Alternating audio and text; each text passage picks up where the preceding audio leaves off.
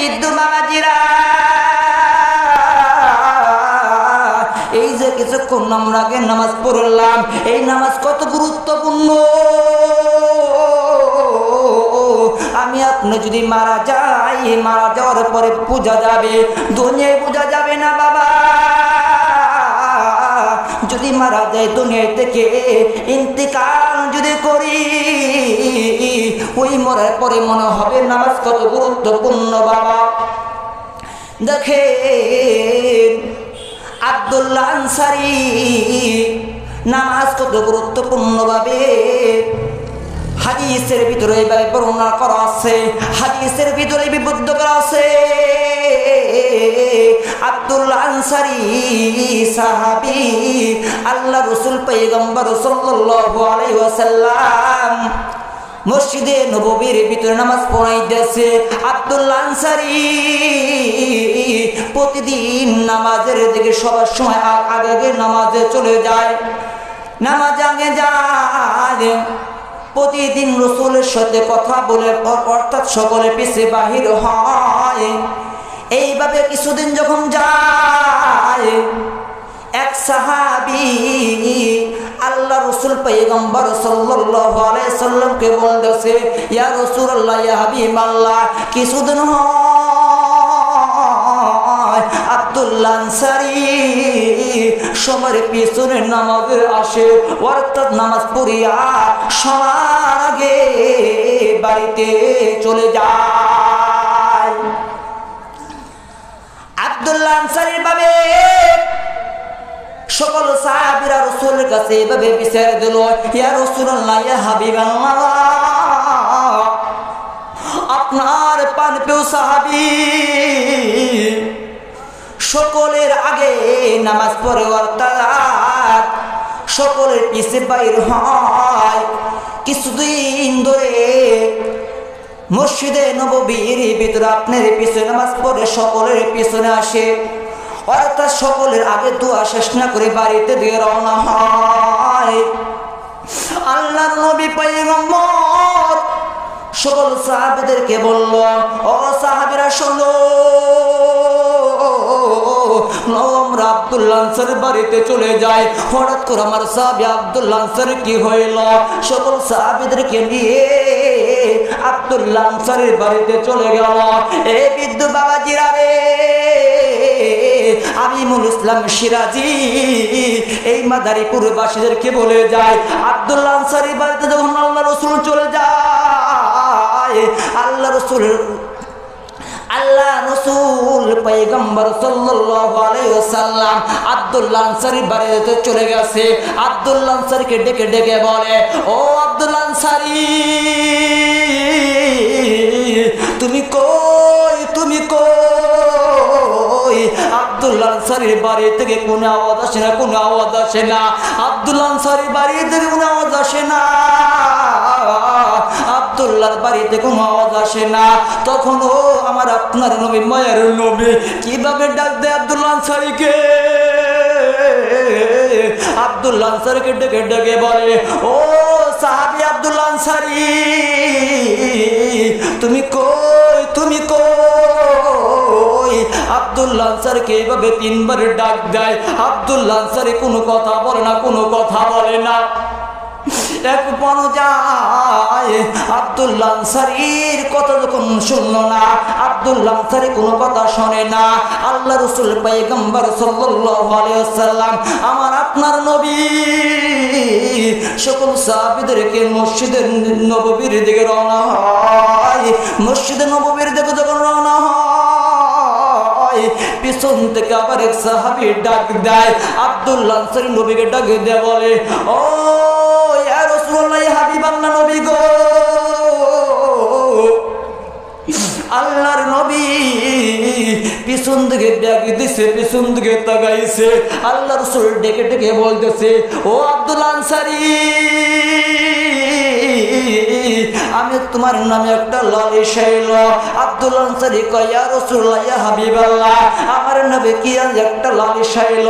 আল্লাহ রাসূল ডেকে ডেকে বলতেছে, ও আব্দুল্লাহ আনসারী, আমি তোমাকে দেখলাম মসজিদের নববীর ভিতরে, অর্থাৎ আমি আমি আগে তোমার দেখতাম তুমি সব সময় সবার সময় নামাজে তুমি আগে যাইতা, অর্থাৎ এখন আবার আমার সঙ্গে দেখা করে আমার সঙ্গে কথা নিয়ে আমার দরবারে থেকে হাদিস নিয়ে আইনা তুমি সকলের পিছন থেকে নামাজ থেকে বাইর হইতা। হঠাৎ কিছুদিন যাবত তুমি সকলের থেকে পিছন থেকে তুমি ঢোকো নামাজের দিকে, অর্থাৎ নামাজ দোয়া শেষ না হতে তুমি নামাজ থেকে তুমি বাইর হও। আব্দুল্লাহ আনসারী ডব ডব ডব চোখের পানি ডব ডব ডব পড়তেছে। আব্দুল্লাহ আনসারী কোন কথা বলে না। আব্দুল্লাহ আনসারী আল্লাহর রাসূল ডেকে ডেকে বলে, ইয়া রাসূলুল্লাহ, ইয়া হাবিবাল্লাহ, নবী গো, আমার বাড়িতে অভাব, আমার বাড়িতে অভাব।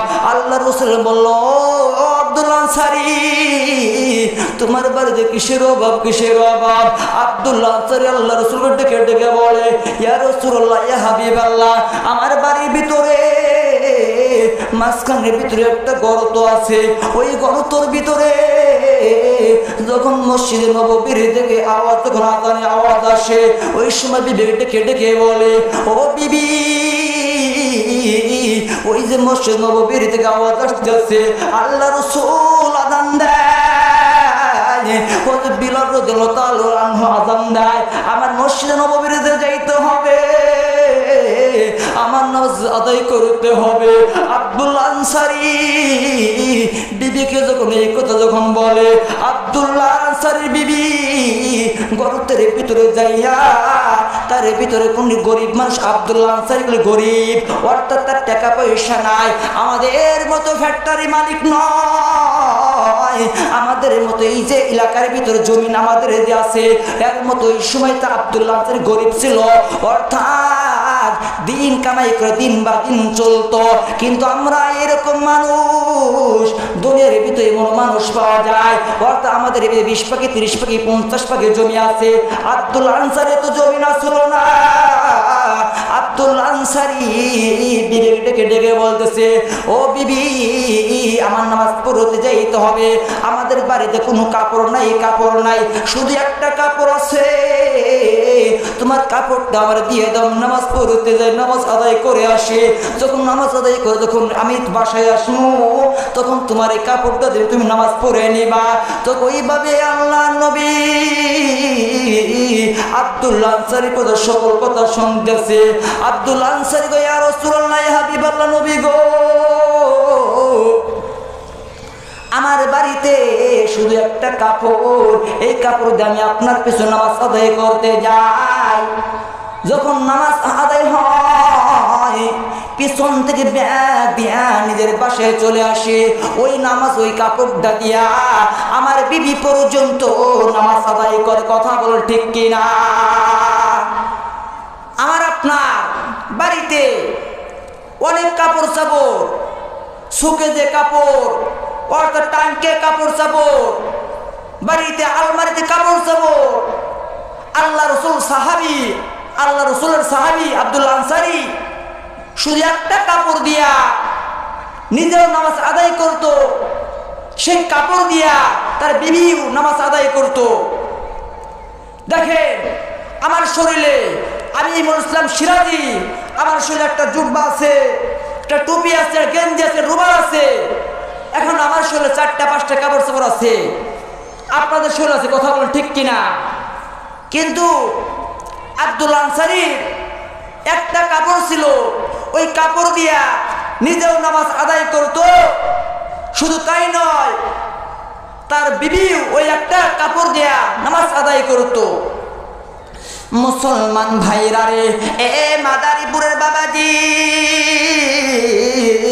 লম্বা ইতিহাস না, লম্বা ইতিহাস না, কারণ আমার পরে বক্তা এসে গেছে বাবা, আমার পরে বক্তা উঠবে।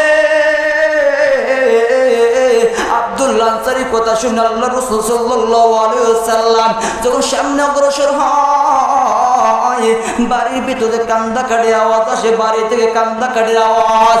আব্দুল্লাহ আনসারী এইভাবে বাড়িতে কান্দাকাটির আওয়াজ আসে। যখন আল্লাহ রসুল বলতেছে বাড়িতে কিসের আওয়াজ আছে, কিসের আওয়াজ? আল্লাহ রসুল পয়গম্বর ঘরের ভিতরে চলে গেছে। ঘরের ভিতরে যখন চলে যায় তার দুইটা ছেলে, আব্দুল্লাহ আনসারী দুইটা ছেলে ঘরের ভিতরে কান্দাকাটি করে, হাও মাও করে ডাকাডাকি করে আল্লাহকে। আল্লাহ রসুল কেটে কেটে বলে, ইয়া রাসূলুল্লাহ, ইয়া হাবিবাল্লাহ, নবী গো। আল্লাহ রসুল বলে, বাবা তোমাদের কি হয়েছে? ও ছেলে তোমাদের কি হয়েছে? ওই দুইটা লোক ডেকে ডেকে বলতেছে, ইয়া রাসূলুল্লাহ, ইয়া হাবিবাল্লাহ, নবী গো, আমি শুধু কান্নাকাটি করি, আমার বাবা গরিব, আমাদের বাবা গরিব বলে 3 দিন 4 দিন 5 দিন পর্যন্ত আমরা খানা খাইতে পারি না। ইয়া রাসূলুল্লাহ, ইয়া হাবিবাল্লাহ, নবী গো, আমরা খানা খাইতে পারি না, পেটে ওনার তো পেটে আমাদের ভিতরে খাবার নাই। ইয়া রাসূলুল্লাহ, পেটে খাবার নাই। আমাদের পাশের বাড়িতে এই যে একটা খেজুর গাছ দেখা যায়, যখন খেজুর গাছের ভিতরে খেজুর যখন পাইকে যায়, খেজুর ডপ ডপ ডপ করে জমিনের মাঝে পড়ে, ওই খেজুর টুকে টুকে আমরা খাই বলে আমাদের বাবা আব্দুল্লাহ আনসারী আমাদের 2 ভাইকে হাতে আর পায়ে দড়ি বাঁধে বাড়িতে আটকে রাখছে। আব্দুল্লাহ আনসারীর ছেলে আল্লাহ নবীকে ডেকে ডেকে বলতেছে, ইয়া রাসূলুল্লাহ, ইয়া হাবিবাল্লাহ, আমাদের পাশের বাড়িতে শুধু একটা গাছ আছে, খেজুর গাছ। এই খেজুর গাছে যখন খেজুর যখন পাকে, খেজুর পাইকা পাইকা যখন জমনে পড়া হয়, ওইটি আমরা খেজুরকে টুকরো টুকরো করে আমরা 2 ভাই খুঁটিয়া খুঁটে খাই যখন। এই কারণে আমার বাবা আব্দুল্লাহ আনসারী আমাদের 2 ভাইকে বন্দি করেছে ঘরের ভিতরে, হাতে পায়ে দড়ি বাঁধছে, আমাদের যাইতে দেয় না, খেজুর খাবো বলে আমাদের ঘর থেকে বাহির হইতে দেয় না। আব্দুল্লাহ আনসারীর ছেলে এইভাবে আল্লাহ রাসূলকে যখন বলল, আব্দুল্লাহ আনসারী এই কথা তার ছেলে আল্লাহ রাসূলকে যখন বলল, আল্লাহ রাসূল কান্দাকাটি করে, সকল সাহাবীরা কান্দাকাটি করে। পুরো আল্লাহ রাসূলের কথা শুনে আর ওই 2 বালকের কথা শুনে সকল সাহাবীরা কান্দাকাটি করে। আব্দুল্লাহ আনসারী শুধু বলতেছে, আমার দিদি গরিব মানুষ বলে, আমার টাকা পয়সা নাই বলে আজকে আমার নামে আমার ছেলে আল্লাহ রসুলের কাছে বেচারে দিয়েছে। শুধু আল্লাহ রসুল আমাদের জন্য কান্দাকাটি করতেছে। ওই সময় আল্লাহ রসুল পয়গম্বর সাল্লাল্লাহু আলাইহি ওয়াসাল্লাম সাহাবীদেরকে ডেকে বলতেছে, ও সাহাবীরা, এই আব্দুল্লাহ আনসারীর জন্য এই খেজুর গাছটা তোমরা কেউ যে ক্রয় করতে পারবা নাকি, অর্থাৎ তোমরা কিনতে পারবা নাকি? ওই সময় এক সাহাবী ছিল, তার নাম হয়েছে উসমান রাদিয়াল্লাহু তাআলা আনহু। উসমান রাদিয়াল্লাহু তাআলা আনহু বলতেছে, ইয়া রাসূলুল্লাহ, ইয়া হাবিবাল্লাহ, এই খেজুর গাছটা আব্দুল্লাহ আনসারীর জন্য আমি কিনে দিব। আব্দুল্লাহ আনসারীর জন্য, ওই 2টা ছেলের জন্য হযরতে উসমান রাদিয়াল্লাহু তাআলা আনহু ওই ইহুদিকে বলতেছে, ভাই এই খেজুর গাছটা আমার কাছে বেচো আব্দুল্লাহ আনসারীর ছেলের জন্য। ওই সময় বলার কারণে বলতেছে, ঠিক আছে, আমি একটা খেজুর গাছ তোমার কাছে বেচবো, আমার কয়টা খেজুর গাছ দিবা? ওই সময় আল্লাহ রাসূল সাল্লাল্লাহু আলাইহি ওয়াসাল্লামের কথা শুনে, হযরত উসমান রাদিয়াল্লাহু তাআলা আনহুর কথা শুনে ওই ইহুদি বলতেছে, আমার একটা খেজুর গাছ তুমি নিতে পারবা, শর্ত আছে 100 খেজুর গাছ আমারে দিতে হবে। হযরতে উসমান রাদিয়াল্লাহু তাআলা আনহু বলতেছে, এই আব্দুল্লাহ আনসারীর জন্য একটা খেজুর গাছের জন্য সে 100 নয়, আমি 1000 দিতে পারতাম। বলুন সুবহানাল্লাহ। বলে শুধু একটা দিতে বলছিল, একটা 100 দিতে বলছিল, 1000 আল্লাহ তাআলা রাস্তায় দান করে দিয়েছে। বলুন আলহামদুলিল্লাহ। আল্লাহ তাআলা সকলকে এই কথার উপর আমল করার তৌফিক করুন। আমিন।